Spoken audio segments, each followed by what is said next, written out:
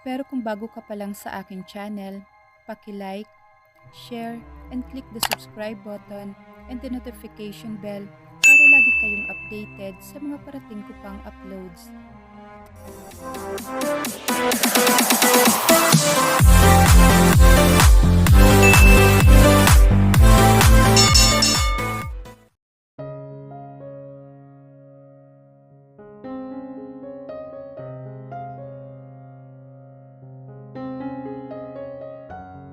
Naabutan ni Dave si Camille sa banyo.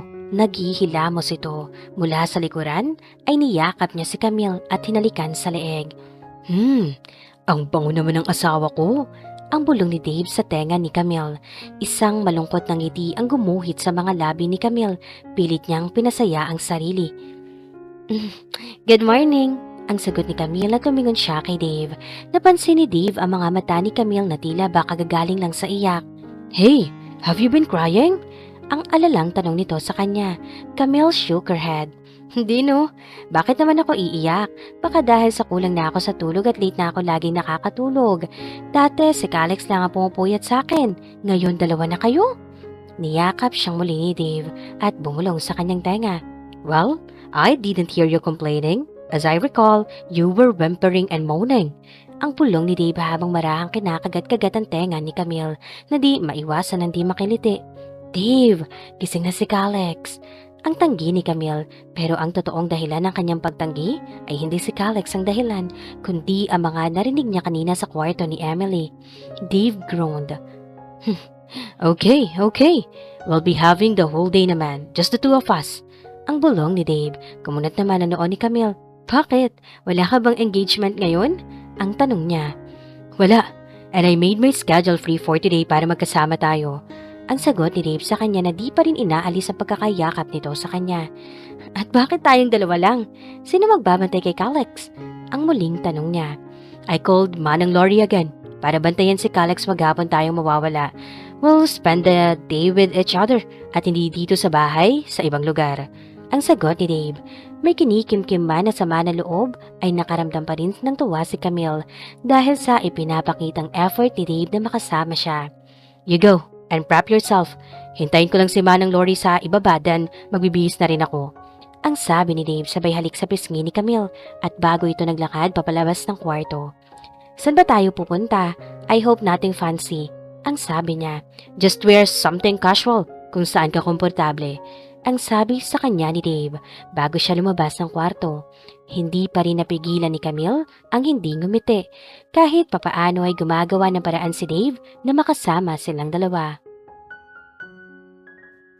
Pagkakita pa lang sa kanila ng supervisor ay agad itong lumapit sa kanila at magiliw silang binati. Mr. Dave, it's great to finally see you here. How long has it been? 5 years? Ang tanong kay Dave ng excited na manager. Yeah. Oh, meet my wife, Camille. Ang nakangiting pagpapakilala ni Dave kay Camille na pilit na ngumiti. Hello. Ang matipid na bati ni Camille, pilit niyang ngumiti dahil bigla siyang napaisip sa sinabi ng manager. 5 years na hindi nagpunta rito si Dave simula nang mamatay si Emily? The usual place, sir? Ang sabi sa kanila ng manager at sumunod sila rito hanggang sa marating nila ang medyo private na pwesto at table for two kung saan tanaw ang magandang overlooking view ng metro. Wow, Dave, I love it here. Ang sabi ni Camille na makita ang magandang view ng metro. Bigla niyang nalimutan ang mga narinig niya kanina. Dama ang malamig na hangin kung saan sila naroroon at ang magandang tanawin sa mata na talagang nakakabusog. Kaya pala nagustuhan at naging patron pa si Dave dito. I knew you'll love it here. Ang masayang sabi ni Dave sa kanya habang inaalalayan siya nitong maupo. Muling bumalik ang manager na may dalang menu. The usual, sir, or you'll check our menu? Ang tanong nito sa kanila. We'll definitely check the menu. Ang sagot ni Dave na kinuha ang inilapag na menu sa kanilang lamesa. Just let me know, sir, if you're ready to order, ma'am. Ang sabi nito bago umalis sa kanilang lamesa. Isang patron din ng restaurant ang lumapit sa kanila na makita si Dave. Dave, it's good to see you here again after 5 years. Ang bati ng isang may edad ng babae sa kanya. Mrs. Chua, it's good to see you again. Let me introduce my wife, Camille. Ang pagpapakilala ni Dave. Oh, hi Camille!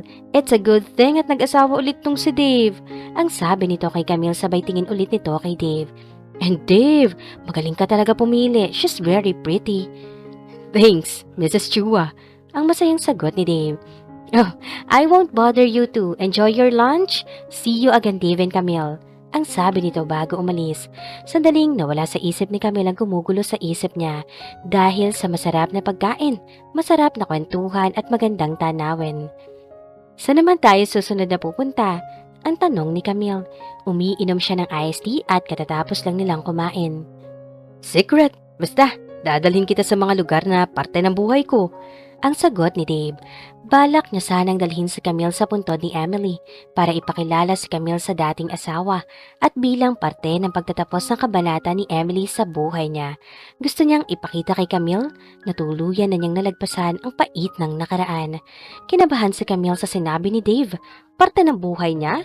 Kaya ba siya dinala rito ni Dave dahil parte ito ng buhay niya at importante? Ang sabi ni Camille sa sarili. I need to go to the comfort room. Ang pamamaalam niya. It's on the corner left. Ang sabi sa kanya ni Dave. I'll wait here. Agad na nagpunta si Camille sa CR at pumasok sa isa sa mga cubicle. Kasalukuyan siyang nakaupo sa toilet para umihi nang marinig niya na may pumasok din ng mga babae. Narinig niya ang boses ng isa sa mga babae at kung hindi siya nagkakamali, si Mrs. Chua iyon. Sino ba yung nilapitan mo kanina? Nakalimutan kong itanong sa'yo kanina. Ang tanong ng isang babae. Si Dave Osea. Asawa niya yung kasama niyang babae si Camille. Ang sagot naman ni Mrs. Chua. Ang ganda nilang tingnan, no? Nakakaingit ang ganung mag-asawa. Ang sagot ng isang babae. Hindi napigilan ni Camille ang ngumiti. Tumayo na siya at ipaplush na sana niya ang toilet nang matigilan siya sa sinabi ni Mrs. Chua. Ngayon lang ulit nagpunta si Dave dito. Simula nang mamatay ang asawa nito, talagang hindi nito natanggap ang pagkawala ng asawa. Paborito kasi nila itong lugar. Madalas na kumakain yung mag-asawa na Dave at Emily dito. At yung pwesto na yon, yun din ang pwesto nila dati ni Emily. Masayang masaya ang mag-asawa na yon. Naku, hindi ko nga akalain na mag-aasawa na ulit si Dave, which is good for him. Ang sabi ni Mrs. Chua. Hindi muna lumabas si Camille sa loob ng cubicle, tila sumikip ang kanyang dibdib at hindi siya makahinga. Sumamari ng kanyang tiyan at tila gusto niyang masuka. Si Emily pa rin? Kahit sa mga sandaling para sa kanila, parte pa rin si Emily? Agad siyang lumabas ng cubicle nang marinig niya ang paglabas ng dalawang babae. Halos patakbo siyang nagpunta sa lababo at isinuka ang kanyang kinain. Lumabas siya ng CR na matamlay pero pilit niyang nginitian si Dave. Hon, I'm sorry kung maiiba ang plano natin. I have to go to one of our gasoline station. I just received a call. May problemang nangyari. Ihahatid muna kita sa bahay. I'm sorry kung nasira ang lakad natin. Ang paghingi ni Dave ng paumanhin. Are you okay? Ang alalang tanong nito nang hindi siya agad nakasagot at namutla ang kanyang mga labi. Yes, I'm fine. Okay lang. Kahit ako na lang ang umuwi mag-isa, puntahan mo na lang yung site na kailangan ka. Ang sagot ni Camille. Dave eyed her suspiciously. Are you sure you're okay? Ang muling tanong nito. Pinilit ni Camille ang ngumiti. I'm fine. Ihatid mo na lang ako malapit sa atin then uuwi na ako mag-isa. Sige na, halika na at hinihintay ka nila doon. Ang sabi ni Camille. I'm sorry about this, Camille. Plinano ko pa naman ang lakad natin na to. I wanted to tell you something, but I guess pagbalik ko na lang sa bahay. Wait for me, okay? It's important. Ang sabi ni Dave sa kanya at tumangu-tangu lang siya bilang sagot. Pagdating ni Camille sa bahay, ay pinauwi na niya si Manang Lori. Pagkaalis ng matanda ay sinilip niya si Calex na tulog sa crib. Si Emily? Si Emily. Hindi nga niya kami lulubayan. Kahit ang code nila sa bahay for security ay di pa rin ito pinapalitan. Lumabas si Camille ng kwarto at tumayo siya sa labas ng pinto ng kwarto ni Emily. Hanggang ngayon, ginugulo niya si Dave. O si Dave ang ayaw kumawala sa alaala ni Emily. Ang tanong niya sa sarili.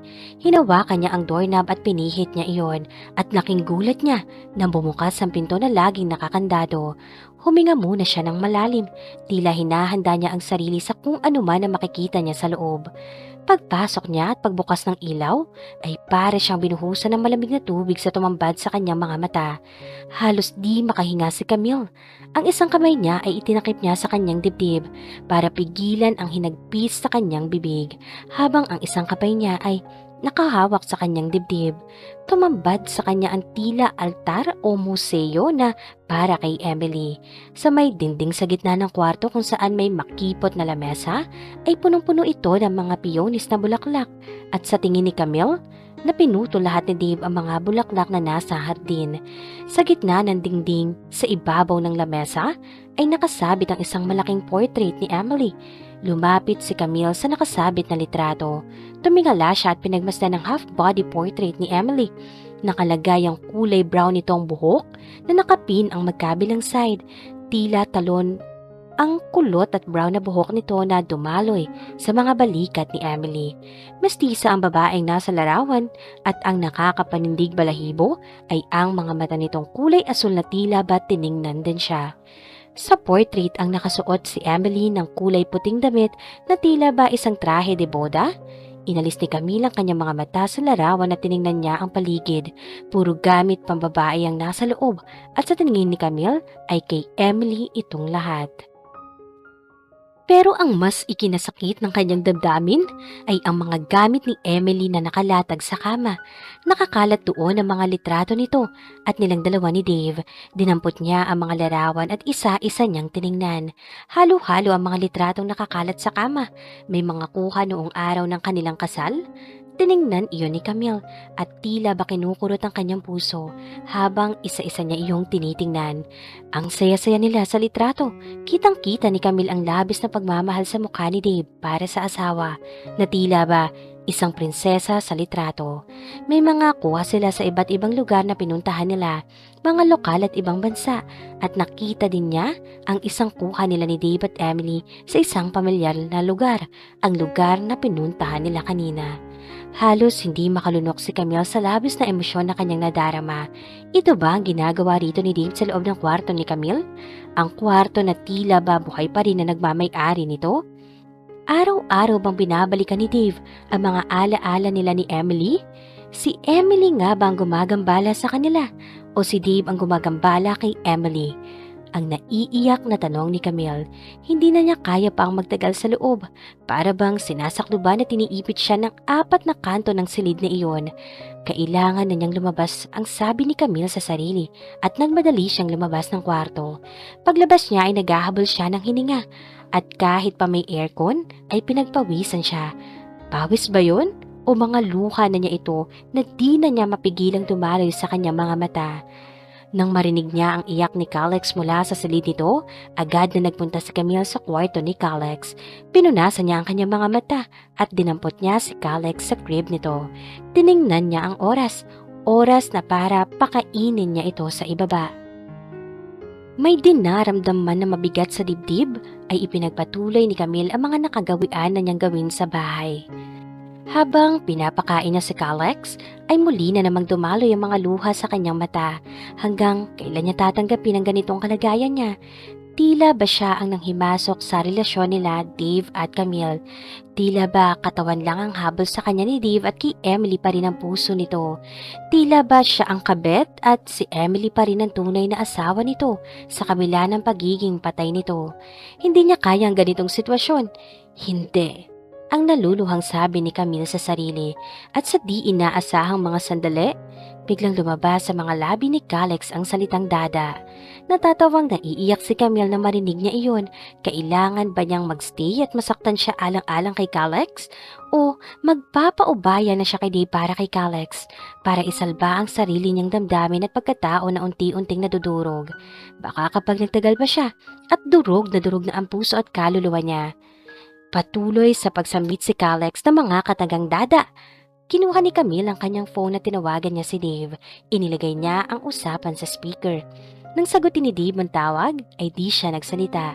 Bagkus ay itinapat ang phone kay Calex at nang marinig ni Dave ang mga salita ni Calex, ay isang malakas na halakhak ang narinig ni Camille mula sa kabilang linya. "Oh my God!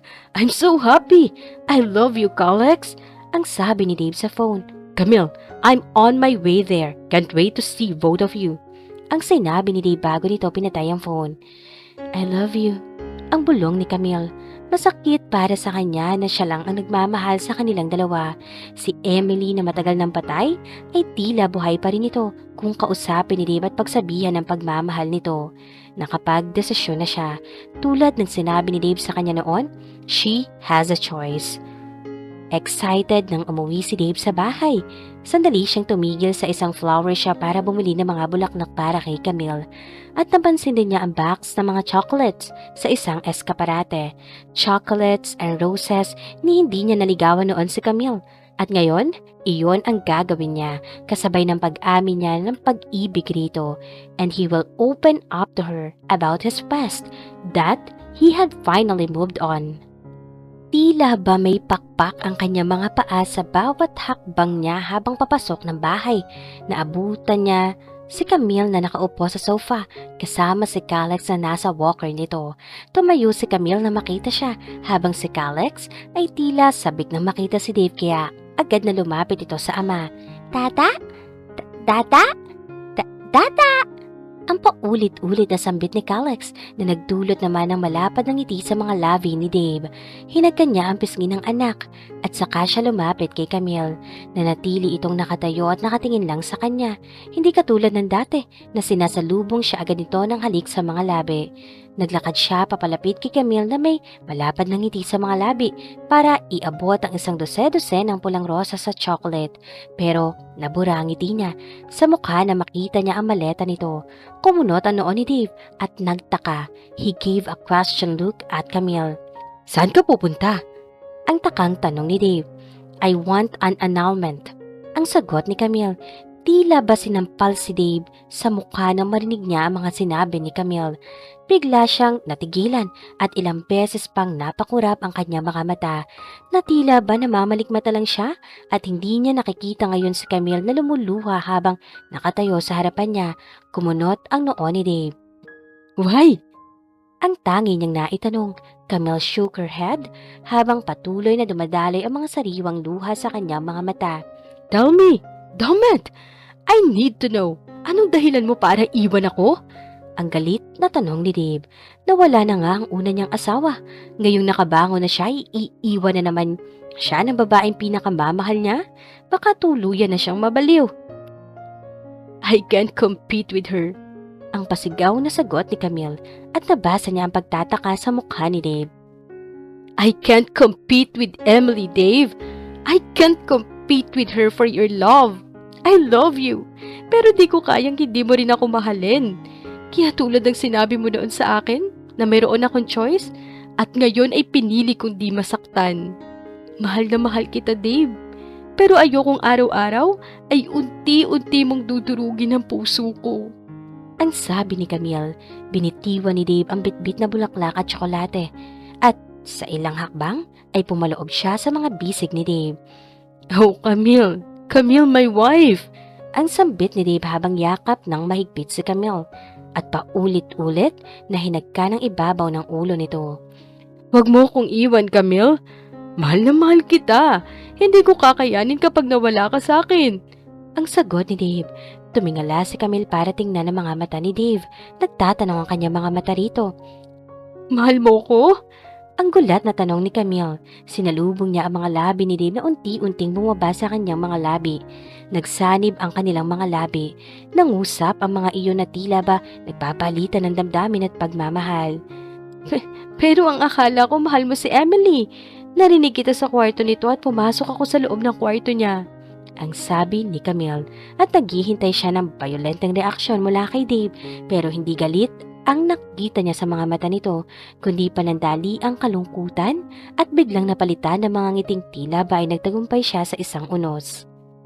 Dinampot ni Dave ang anak na nasa walker at pinuhat niya ito habang Naghawak kamay sila ni Camille. Niyaya niya itong sumunod sa kanya paakyat sa itaas ng bahay, patungo sa kwarto ni Emily.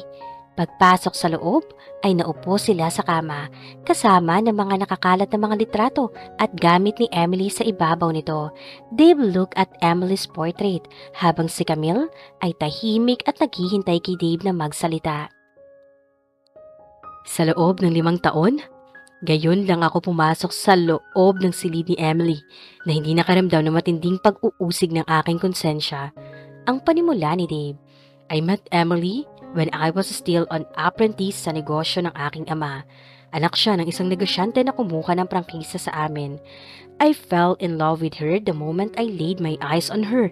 Tila ba, isa siyang prinsesa na galing sa storybook. Niligawan ko siya at ilang buwan lang ay ikinasal na kami. Tila ba, isang ang fairy tale ang aming pagsasama. Tumigil sandali si Dave para hagkan ang ulo ng anak na naglalaro sa ibabaw ng kama. Hawak nito ang mga nakakalat na gamit. Pero tulad ng isang fairy tale, hindi ito makukumpleto kung walang witch. At sa pagkakataong iyon, ang prinsesa ay siya ring kontrabida sa kwento. Ang simula ng aming pagsasama ay naging maayos, maganda, masaya, hanggang sa kailangan ko na mag-take over sa kumpanya dahil gustong magretiro ni Daddy. At bumalik sa Ireland, doon na nagsimula na magbago si Emily.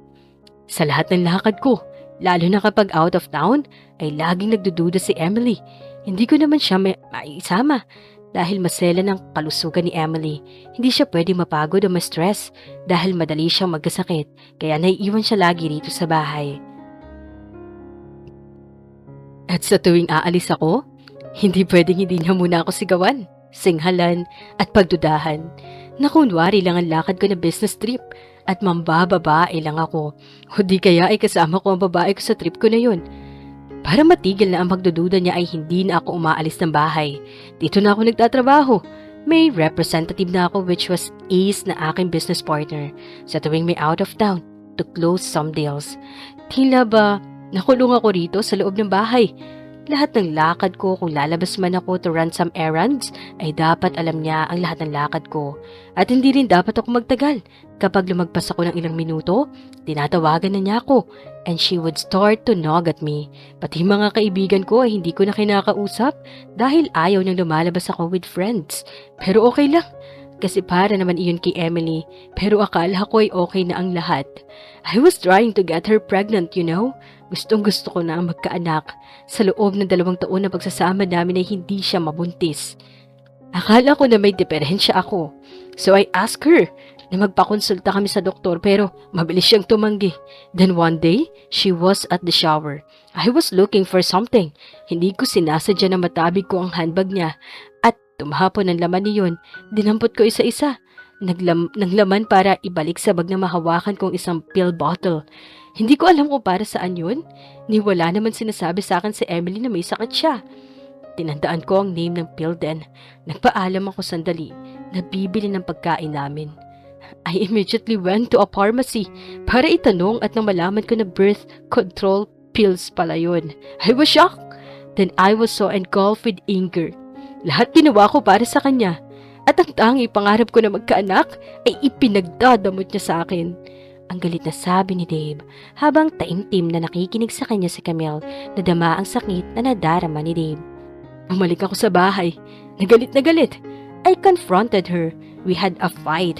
Sa sobrang galit ko, kinuha ko ang bag niya at tinapon ang laman ng pills sa toilet. She got hysterical na makita niya ang ginawa ko. Then I took her. Halos itapon ko siya sa kama. I took her while I hold her hand para pigilan ang pagsuntok niya sa akin. I rammed her into her violently as a punishment for what she had done to me. Simula noon ay lumipat na siya ng kwarto. We barely talked to each other. Then one day, may ipinadeliver siya sa bahay mula sa isang pharmacy. Nag-alala ako sa kanya dahil baka nagkasakit siya, kaya pinuntahan ko siya sa kanyang kwarto.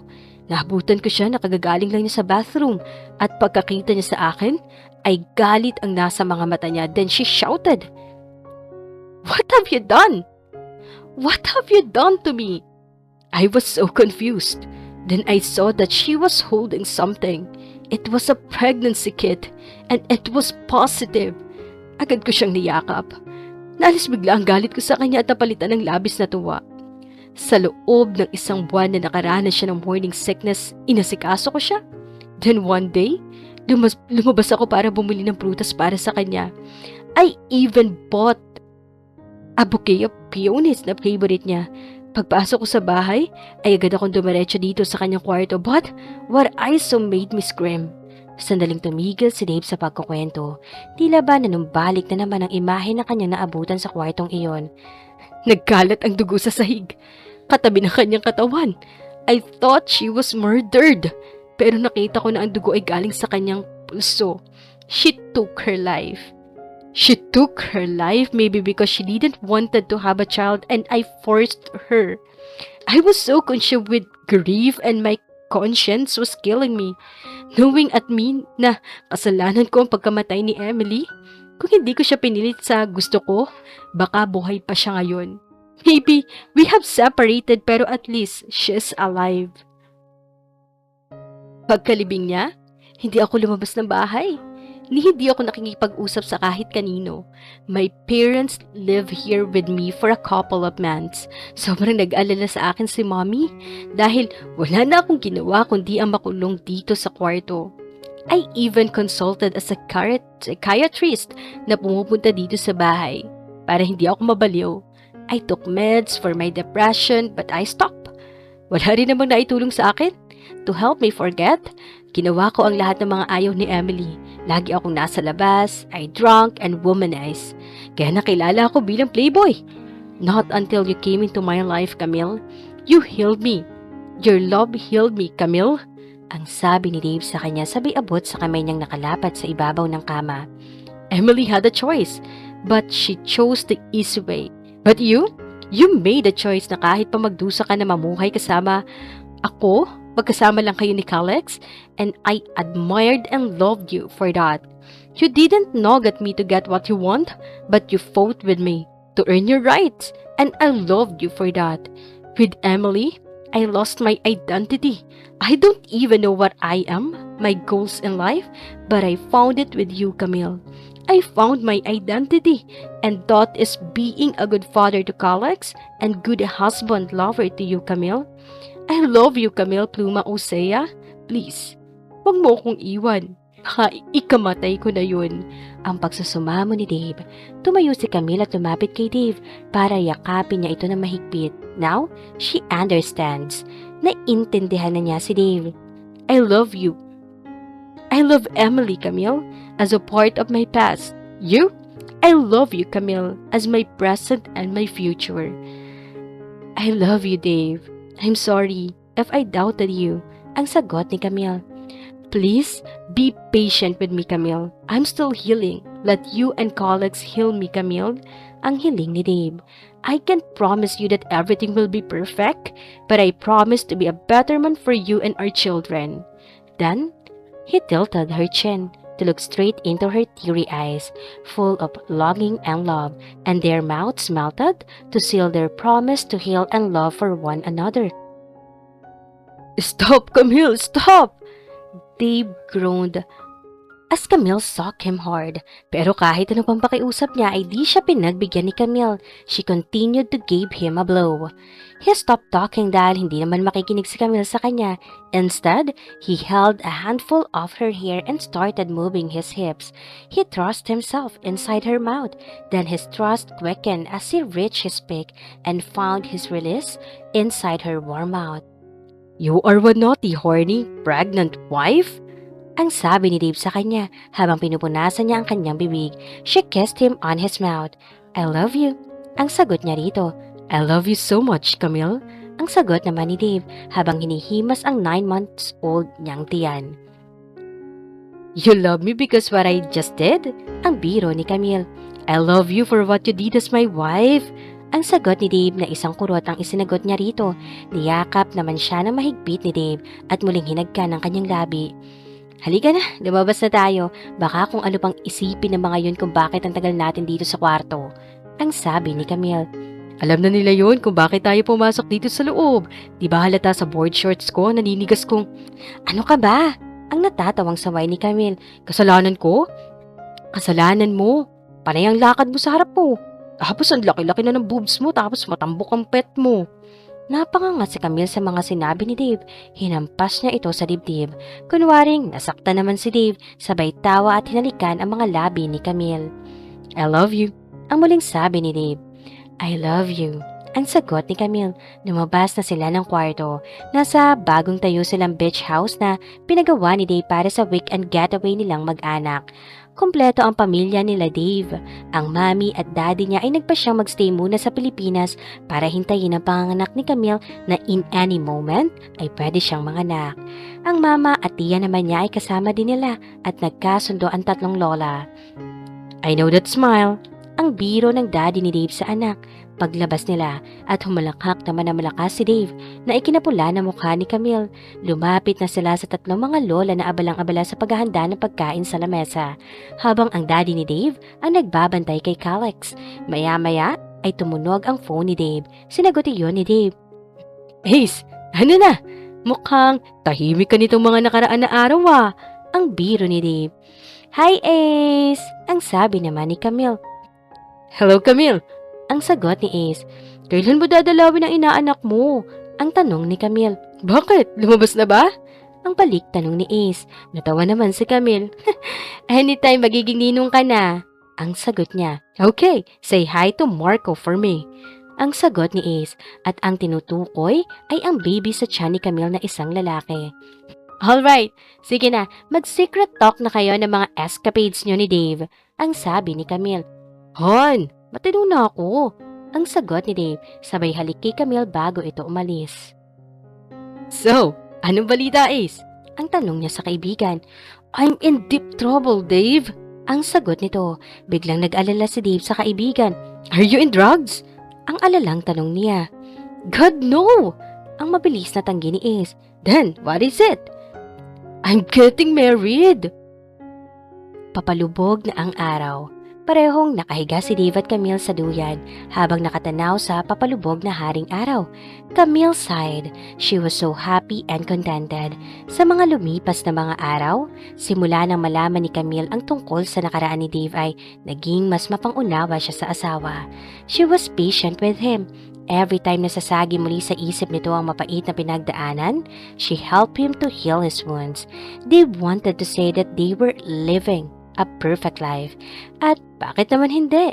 He has a very supportive and loving family, a beautiful son Calex, and another son on its way very soon, and a very loving, patient, and beautiful wife. What more could a man ask for? Dave wrapped his arms across her breast. He nuzzled her neck and kissed her soundly on her mouth. Thanks for coming into my life, Camille. Ang bulong ni Dave sa kanyang tenga. Thanks for coming into our lives, Dave. Ang sagot ni Camille na ang tinutukoy ay siya at si Calex. I love you, Camille. I love you, Dave. At kanilang pinagmasdan ang papalubog na araw at batid nila na ang hinaharap ay puno ng pag-asa at pagmamahal para sa isa't isa.